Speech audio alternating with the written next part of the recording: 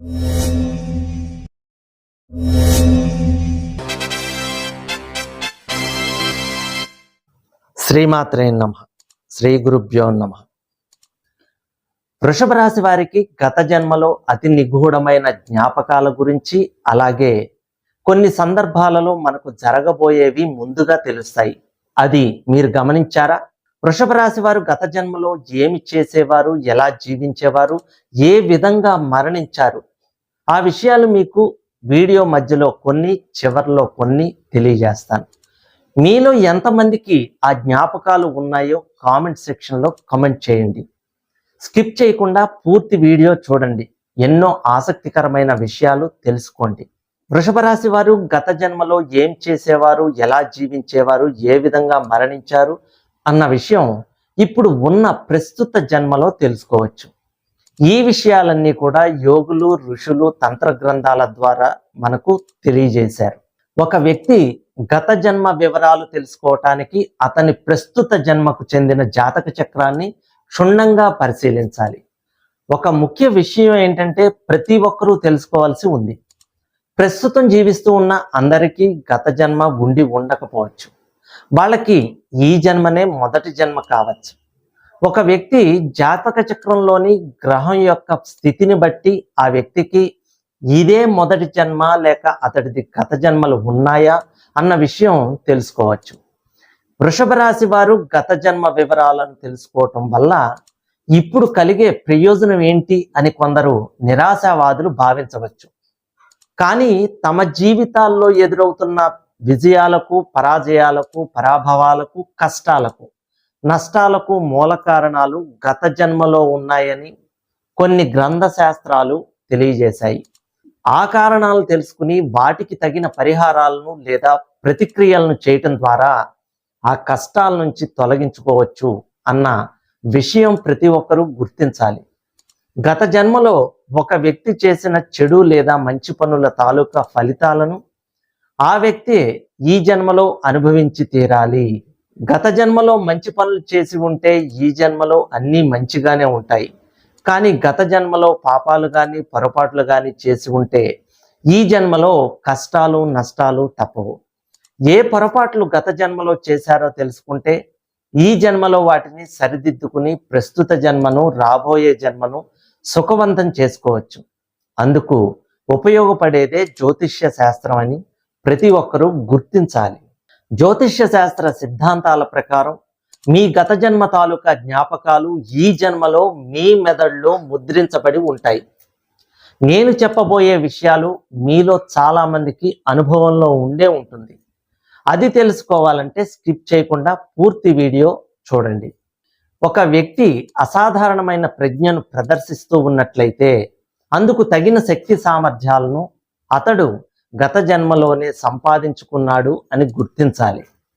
ఉదాహరణకు ఒక వ్యక్తి గత జన్మలో ఆయుర్వేద వైద్యంలో ఎంతో సాధన చేసి వయసు అయ్యాక మరణించాడు అనుకుందాం.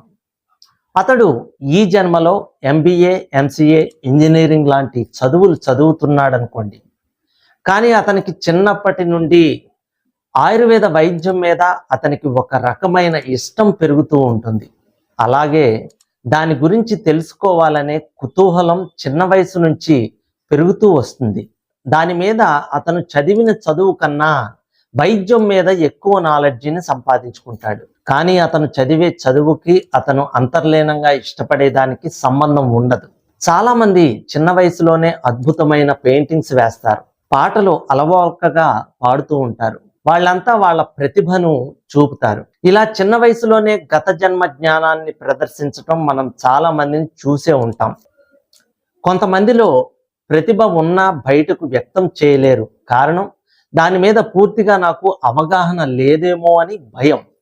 మరి మీరు దేనిలో ఆసక్తి చూపుతున్నారో మీ అమూల్యమైన ప్రతిభను కమెంట్ సెక్షన్లో తెలియజేయండి. గత జన్మ జ్ఞానాన్ని ఎలా ప్రదర్శిస్తారు అనే సబ్జెక్టు మీద నా నెక్స్ట్ వీడియోలో తెలియజేస్తా. ఆ నోటిఫికేషన్ మీకు రావాలంటే ముందుగా మీరు సబ్స్క్రైబ్ చేసి ఆల్ అనే ఆప్షన్లో సేవ్ చేయండి.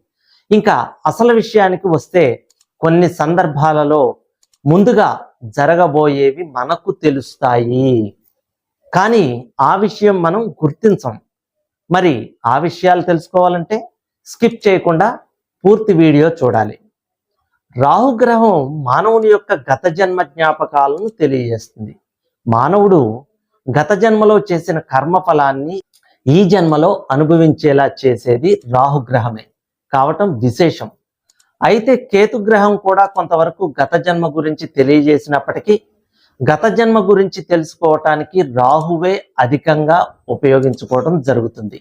ఇంకొక విశేషం ఏంటంటే ప్రస్తుత జన్మలోని జాతక చక్రంలోని గ్రహాల స్థితిగతులు, కొన్ని గ్రహాలపై ఇతర గ్రహాల దృష్టి కూడా గత జన్మకు సంబంధించిన ఫలితాలను ఈ జన్మలో అందేలా చేస్తాయి. ఇప్పుడు నేను చెప్పే విషయాలను విని మీకు అలాంటి అనుభవం జరిగిందా లేదా అన్న విషయాన్ని మీరు కమెంట్ సెక్షన్లో కామెంట్ చేయండి.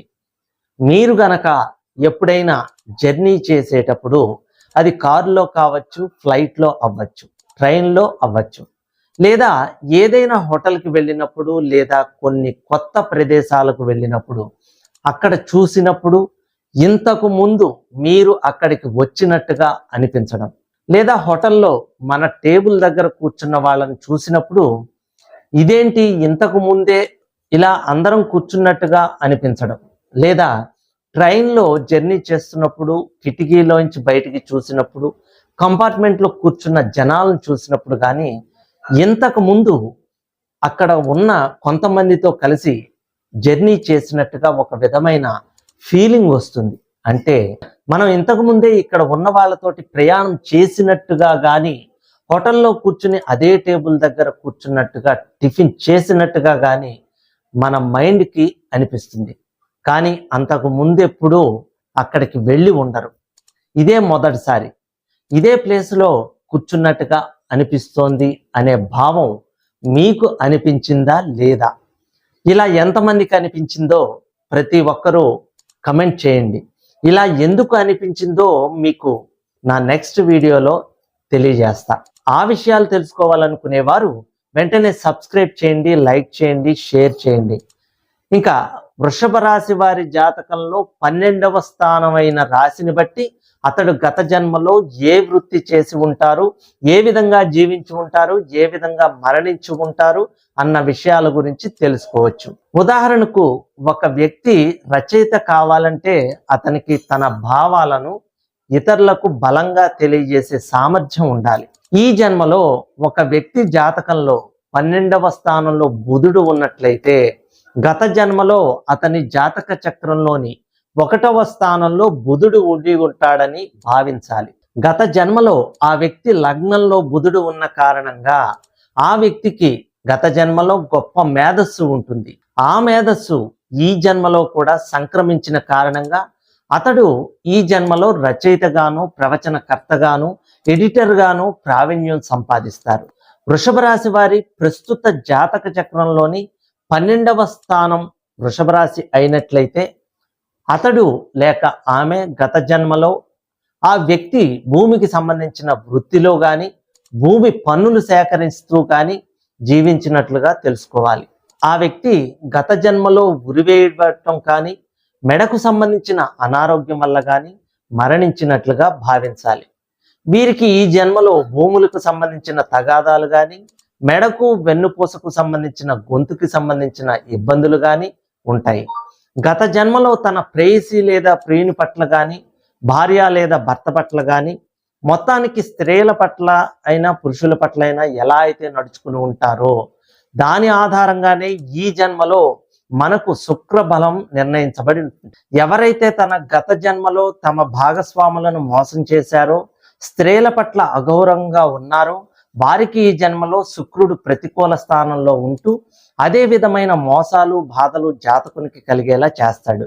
శుక్రుడు ప్రతికూలంగా ఉండటం వల్ల ప్రేమించిన వారి చేతిలో మోసపోవడం, పెళ్లి చేసుకున్న వారి చేతిలో ఇబ్బంది పడటం, అసలు నిజమైన స్వచ్ఛమైన ప్రేమ అనేది దొరక్కపోవడం లాంటివి జరుగుతాయి.